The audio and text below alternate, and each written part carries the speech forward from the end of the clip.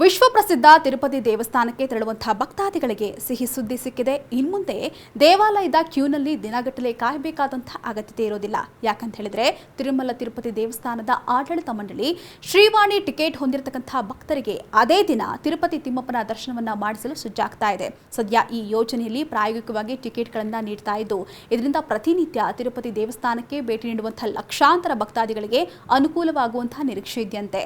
ಜೊತೆಗೆ ಭಕ್ತರ ಕಾಯುವಿಕೆಯ ಅವಧಿಯೂ ಕೂಡ ಗಣನೀಯವಾಗಿ ತಗ್ಗುವಂತಹ ನಿರೀಕ್ಷೆಯನ್ನು ಕೂಡ ಹೊಂದಲಾಗಿದೆ.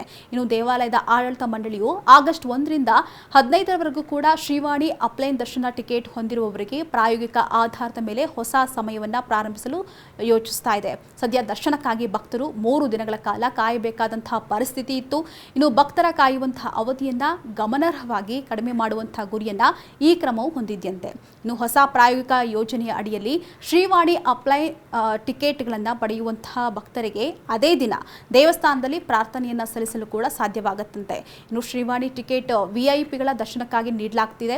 ಇನ್ನು ಈ ಟಿಕೆಟ್ ಅನ್ನು ಪಡೆಯಲು ಭಕ್ತಾದಿಗಳು ದೇವಸ್ಥಾನಕ್ಕೆ 10,000 ದೇಣಿಗೆ ಅಥವಾ ಟಿಕೆಟ್ಗೆ 500 ರೂಪಾಯಿನ ನೀಡಬೇಕಾಗತ್ತೆ. ಒಟ್ಟು 10,500 ನೀಡಿದ್ರೆ ಶ್ರೀವಾಣಿ ಟಿಕೆಟ್ ಲಭ್ಯವಾಗಲಿದೆಯಂತೆ.